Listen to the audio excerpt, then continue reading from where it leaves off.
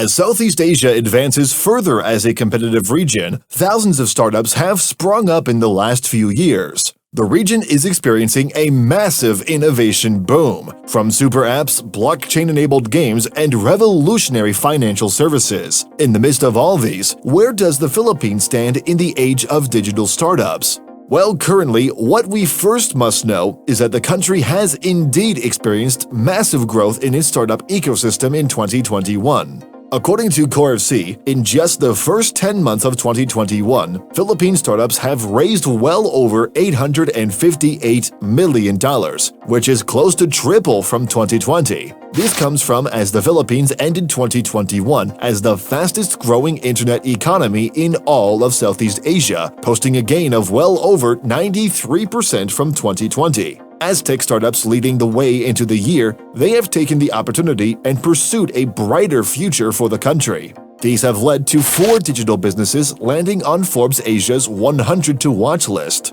These are famously known as ChatGenie, a multi-channel commerce platform, Cloud Eats, an advanced ghost kitchen food delivery service platform, Caliber, a platform for job seekers or companies looking for talent, and PayMongo, the fintech startup used by thousands of businesses and partners with global payment services. There are now a wide array of businesses in the country, with firms reporting over 400 organizations operating, receiving million-dollar funding. What's driving this growth for hunger in the tech industry is what was brought in during both the lockdown and the rise of entrepreneurship in the country. The COVID-19 pandemic has brought in a soar in massive necessity and interest for the digital world. The internet economy, which had doubled from 2020 to 2021, is even still expected to grow ninefold by 2030 at an estimated value of over $150 billion. A report done by Google stated that digital merchants or small and medium enterprise sellers have become one of the most tech-savvy people in the country, using a wide array of digital services from payments, insurances, marketing, and so much more.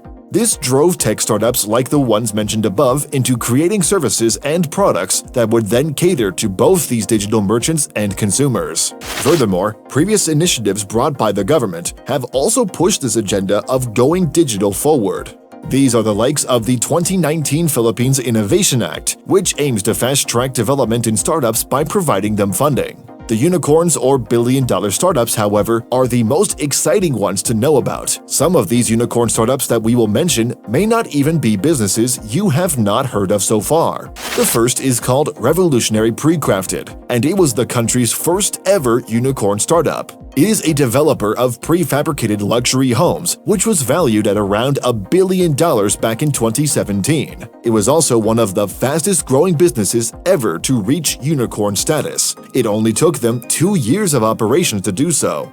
However, the country's first unicorn may not at all look that grand. There have rather been several allegations, lawsuits, customers requesting refunds, and even suppliers claiming that they were lured in to make suspicious contracts.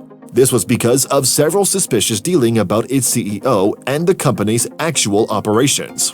The other unicorn startup is called Mint, yet it might also be a company that is least heard of. But it is actually behind the leading digital solutions application in the country called Gcash. And based on its latest funding of more than $320 million, it is a company worth over $2 billion. It is the company opening the gaps left behind by the traditional form of financial services. With the emergence of this fintech business, it has brought in more than 48 million users, or nearly half of the country's population, into the financial world. The next and last unicorn startup, which has brought the country's BPO industry a notch higher, is TaskUs, a BPO service corporation that is valued at more than $4.5 billion and is currently listed in the New York Stock Exchange. The company first started in 2008 in one of the country's leading central business districts, Makati. It then grew to over 28,000 staff in over 8 countries, making it one of the biggest BPO businesses in the entire world. These innovative players, especially Mint and TaskUs, were just recent unicorn players in the past few years. These are signs that the country is rather changing and into a more innovative and digital hub. with startups springing up left and right, trying to take that million-dollar funding and trying to change the country. This just showcases how valuable and strong the country's innovation and entrepreneurship have become over the recent years. Anyway, what do you think about the Philippine startup industry? Share with us your thoughts in the comments. Don't forget to leave us a like and follow us for more amazing videos. Thanks for watching.